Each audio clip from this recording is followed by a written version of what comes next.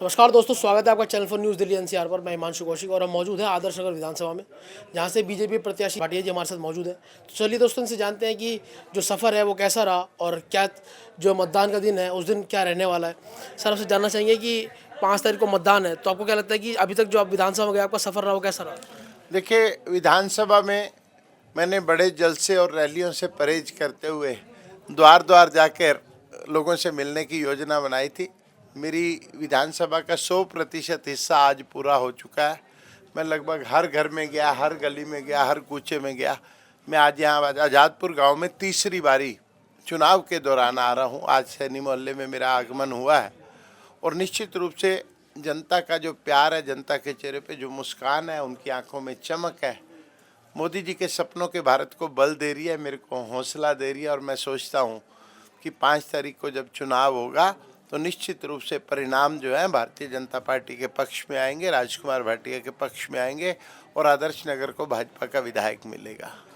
आपकी जो सीट है वो बहुत अहम मानी जाती है। यहाँ पर आपके जो प्रतिद्वंदी हैं वो मंगत राम जी के पोते हैं, शिवांग जी, तो आप किस तरीके से देखते हैं उसको? देखिए, वो विरासत की राजनीति कर रहे हैं। राजनीति में जो चुनाव लड़ रहा है वो प्रतिद्वंदी तो होगा, लेकिन क्या 50 साल राजनीति करने के बाद मंगत राम जी एक भी ऐसा कार्यकर्ता तैयार नहीं कर पाए कि वो अपने पोते को ही चुनाव लड़वाना पड़ा उन्हें जी? क्या पूरी पार्टी में कार्यकर्ताओं का अकाल था? तो विरासत की राजनीति इस देश में नहीं चल रही है, ये स्पष्ट हो चुका है। अब जो पिछले 12 साल से आम आदमी पार्टी है यहाँ पर दिल्ली में सरकार है उनकी, उन्होंने जो वादे किए थे वो पूरे नहीं हुए। जनता जो थोड़ी नाराज़ है। आपको क्या लगता है कि 12 साल में दिल्ली में जो बदलाव हुआ वो इतना ज़रूरी था, या फिर जितना काम हो पाया है क्या उससे बेहतर हो सकता था? देखिए, 12 साल में आप कह रहे हैं कि जनता थोड़ी नाराज है, जनता पूरी नाराज है और जनता इस पूरे काम को देखते हुए पूर्ण रूप से बदलाव मांग रही है, क्योंकि अब दिल्ली की जनता को बहाने नहीं, बदलाव चाहिए। दिल्ली में मजबूत दमदार भाजपा की सरकार चाहिए, ये जनता का नारा है।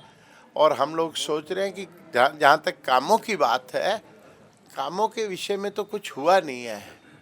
कोविड के दौरान सरकार की जो भूमिका थी वो संदेहपद थी, संदिग्ध थी। उनको जो बेसिक काम करने चाहिए थे उन्होंने बिल्कुल नहीं किया। और कोविड के बाद भी जब पुनर्निर्माण का समय था तब भी केजरीवाल सरकार असफल रही। और अब तो शराब नीति के कारण उन्होंने दिल्ली का जो बेड़ा गर्क किया है उससे जनता खुश नहीं है। जीतने के बाद सबसे पहला काम कौन सा करेंगे? आदर्श नगर को उसका हक दिलवाना। जितनी आदर्श नगर की एंट्री है, आज़ादपुर गांव की एंट्री है, कहीं से साफ़ नहीं है। सबसे पहले तो मेरे घर पहुंचने का रास्ता साफ़ होना चाहिए, तभी तो आगे का सफ़र ठीक होगा। तो पूरे आदर्श नगर में पेरीफेरी पे कहीं भी एंट्री जो है स्मूथ नहीं है। स्मूथ एंट्री मेरा प्रथम लक्ष्य है। मेरा आखिरी सवाल आपसे पूछना चाहूँगा, बहुत अहम सवाल है। इस बार पार्टी से सीएम चेहरा कौन होने वाला है? कमल निशान, एक ही काम, जय श्री राम और कमल निशान। हमारे पास 70 विधायक चुनाव लड़ रहे हैं और 70 में से 55 जीत के आएंगे। 55 में से पार्टी जिसको बिठाएगी, हमारी तो पार्टी अंत्योदय की पार्टी है। सबसे आखिर में बैठे व्यक्ति को, भजन लाल जी को राजस्थान में उन्होंने मुख्यमंत्री बना दिया। तो ऐसे ही हमारे नायब सिंह सैनी जी हैं जी, कहते हैं ओबीसी समाज है, फूल बेचने वाले हैं और वो खेती बाड़ी करते, सब करते हैं। आज नायब सिंह सैनी जी हरियाणा का सरताज है जी। तो हमारी पार्टी बड़ी अजब गजब है जी। तो सब यहाँ पे सीएम ही हैं जी। आप उससे कम सीएम मत मानो किसी को जी। आम आदमी पार्टी का कहना है कि ये एक जुमला है उनका कि अगर डबल इंजन की सरकार होती है तो काम ज़्यादा तेज़ होता है। सर देखो, आपने आखिरी सवाल पहले पूछ लिया था, ये सवाल पूछ रहे हैं तो जो कह रहे हैं उन्हीं से पूछ लो डबल इंजन सरकार कैसे होती है।